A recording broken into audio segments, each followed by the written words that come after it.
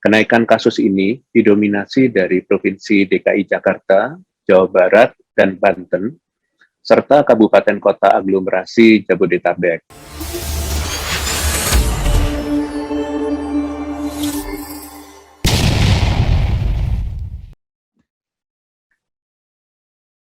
Assalamualaikum warahmatullahi wabarakatuh. Selamat sore, salam sejahtera untuk kita semuanya. Hari ini saya akan menyampaikan perkembangan penanganan COVID-19 di Indonesia terkini. Seperti yang kita ketahui bahwa kasus positif COVID-19 terus mengalami peningkatan, bahkan hingga mencapai 7.000 kasus dalam sehari.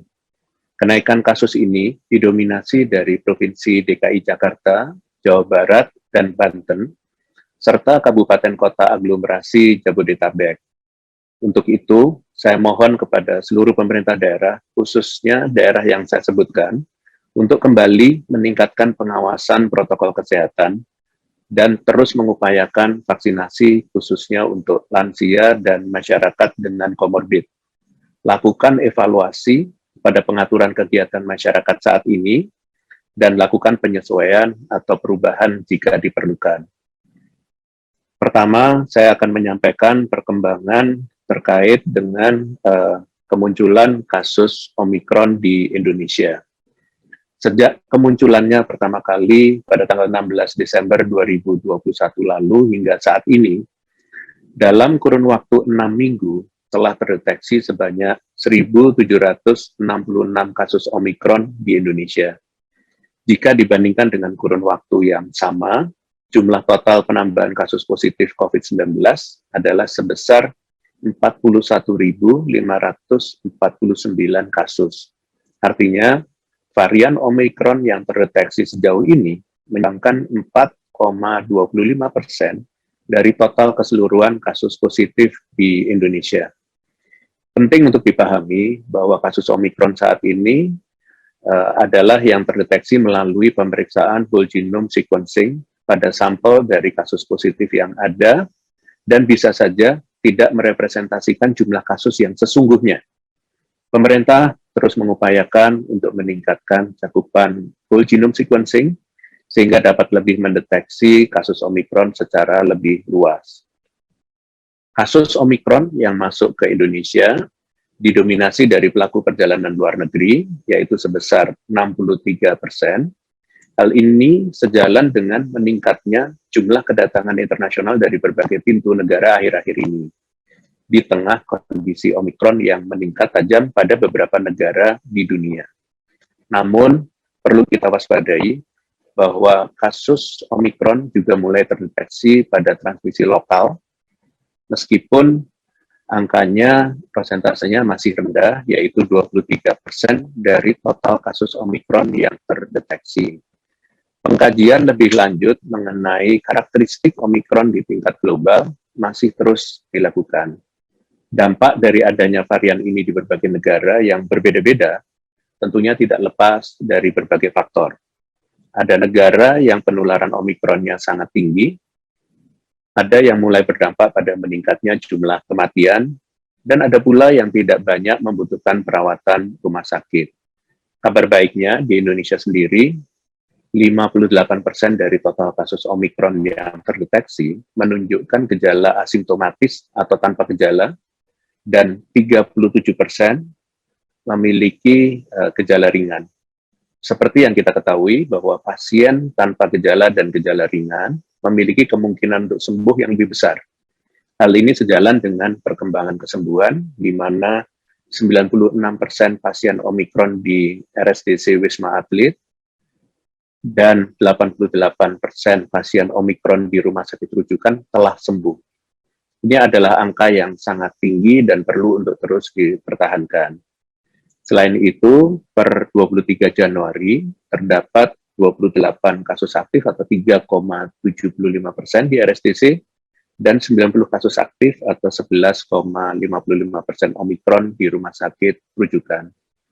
Meskipun sebagian besar kasus Omikron diisolasi di RSDC Wisma Atlet dan rumah sakit rujukan, dan kalau kita lihat keterisian tempat tidur atau BOR di keduanya tetap terkendali.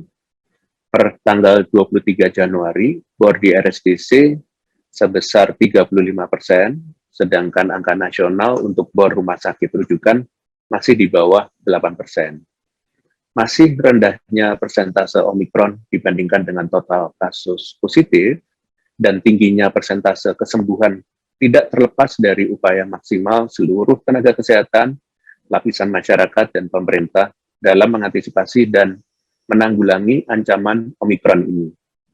Upaya tersebut adalah pengetatan pada pintu masuk negara, bahkan sebelum kasus Omikron masuk ke Indonesia, penguatan implementasi protokol kesehatan di tengah kegiatan masyarakat, serta penanganan cepat pada pasien positif, termasuk pasien Omikron.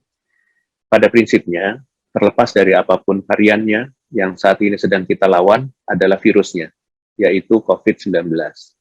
Dengan meningkatnya kasus positif harian yang cukup signifikan, bahkan ketika persentase kasus Omikron rendah, menunjukkan bahwa antisipasi dan sikap waspada harus kita terapkan terlepas dari suatu varian tertentu. Apapun variannya, kunci mencegah penularan masih sama, yaitu disiplin protokol kesehatan, serta tidak berkerumun dan bepergian, apalagi ke luar negeri jika tidak diperlukan. Mungkin kita sempat terlena dengan rendahnya kasus selama 6 bulan terakhir, dan mulai merasa bahwa ancaman COVID-19 sudah hilang sepenuhnya.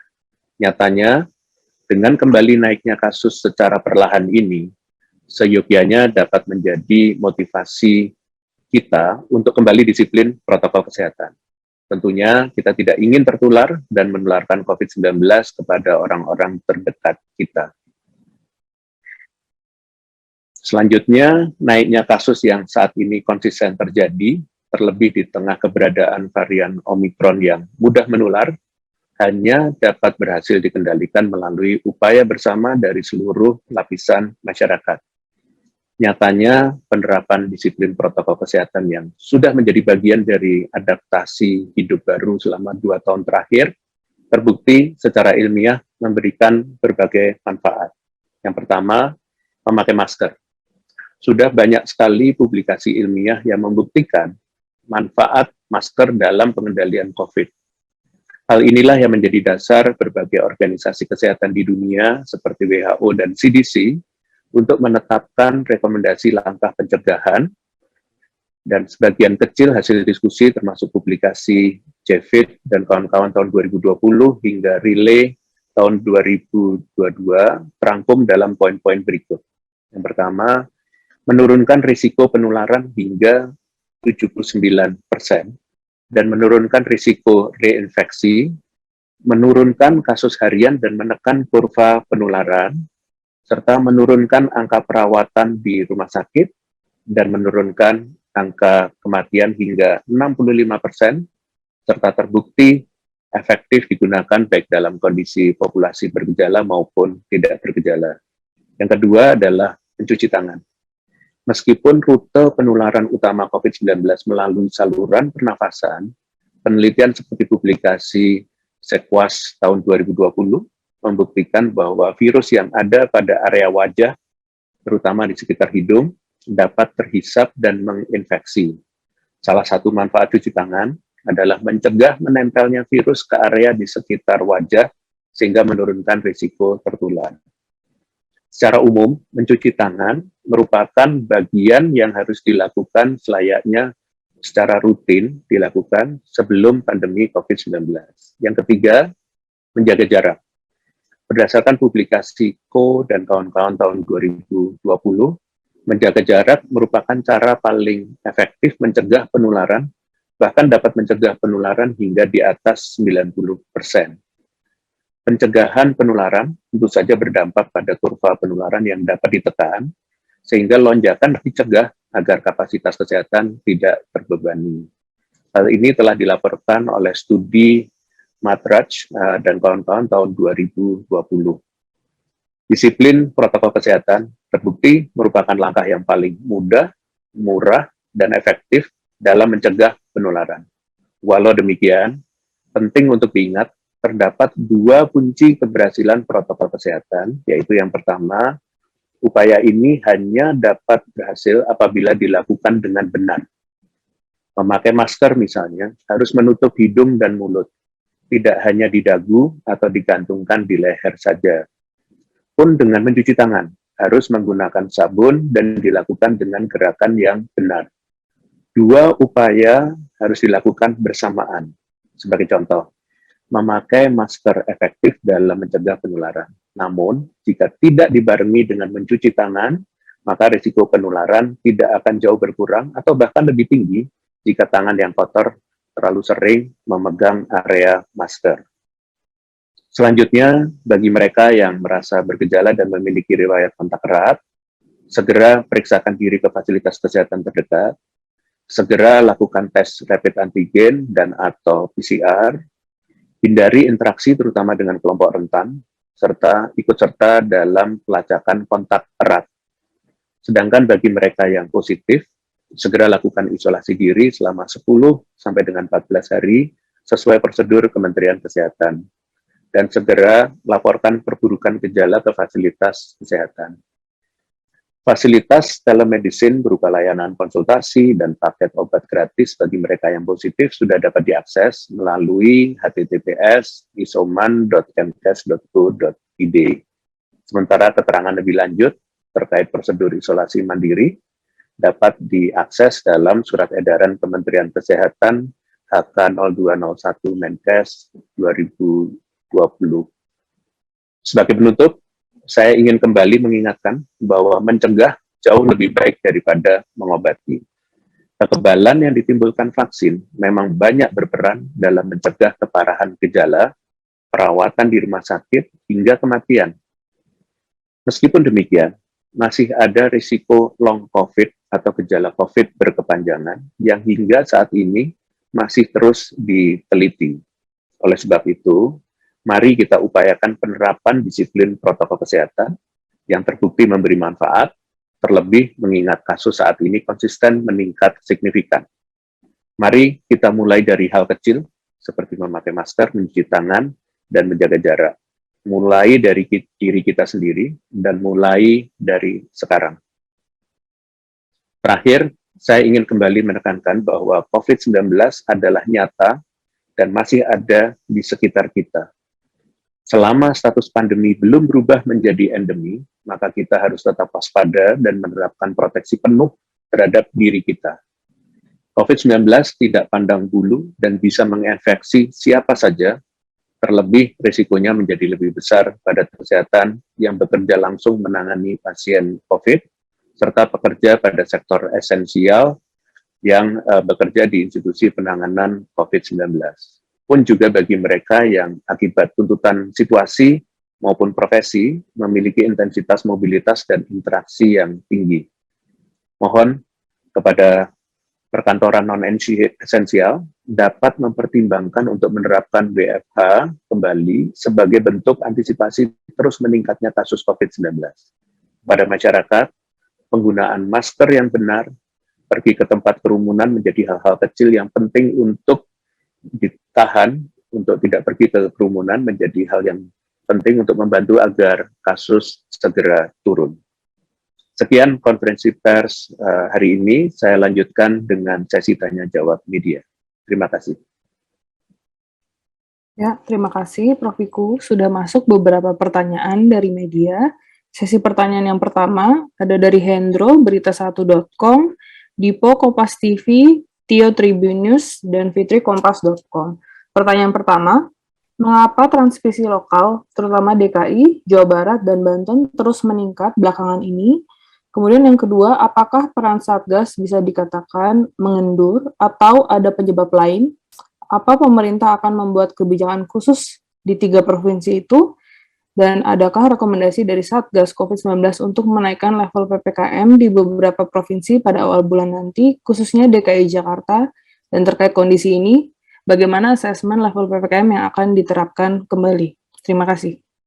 Terima kasih pada berita1.com, Kompas TV, Tribun News, dan Kompas.com. Jadi seperti yang kita ketahui bahwa DKI Jakarta, Jawa Barat, dan Banten ini menyumbangkan 13.316 dari total 14.729 kasus minggu terakhir, atau sebesar 90,4%, sehingga pemerintah atau satgas daerah di provinsi tersebut perlu melakukan strategi mitigasi untuk menekan laju kasus selama 2 minggu ke depan, untuk mencegah lonjakan kasus yang lebih tinggi lagi.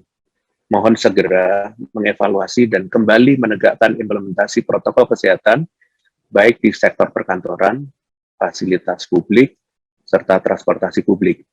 Pemerintah pusat akan berkoordinasi dan mengevaluasi upaya mitigasi daerah secara rutin. Saya juga menghimbau bagi masyarakat pada 3 provinsi tersebut, terutama bagi kategori rentan, yaitu orang yang tidak dapat divaksin, anak-anak, lansia, yang memiliki komorbid, untuk menghindari aktivitas serta tempat dengan risiko penularan yang tinggi. Terima kasih. Baik, Prof. Untuk sesi pertanyaan yang kedua, ada Andrian dari Tirto ID. Pertanyaannya, apakah pemerintah memitigasi kemungkinan gelombang transmisi di daerah, mengingat pada saat awal gelombang Delta dengan pola Jakarta yang mengalami lonjakan kasus tinggi, kemudian diikuti oleh daerah Jawa Bali dan luar Jawa Bali. Kemudian, bagaimana pemerintah memastikan tempat tidur, perawatan COVID, dan stok obat mencukupi? Terima kasih. Terima kasih. Untuk tirto.id, saat ini dapat dikatakan bahwa tren kenaikan kasusnya konsisten mengalami peningkatan. Namun jumlah kasus hariannya masih jauh di bawah kenaikan saat lonjakan kasus kedua akibat varian Delta pada bulan Juli 2021 lalu. Kenaikan pada 1 minggu terakhir adalah sebesar 14.729 kasus, sedangkan pada puncak kedua lalu mencapai 350.273 kasus dalam 1 minggu. Namun, kenaikan yang sudah terlihat konsisten saat ini terus menjadi perhatian pada penanganan COVID. Antisipasi yang dilakukan oleh pemerintah adalah dengan menyediakan penambahan tempat tidur Wisma Atlet untuk tower 4 dan 7, penyediaan rumah sakit dan hotel isolasi untuk pelaku perjalanan luar negeri sebanyak 949 tempat tidur, dan total wisma karantina ada 18.759 tempat tidur dan hotel sebanyak 16.021 kamar.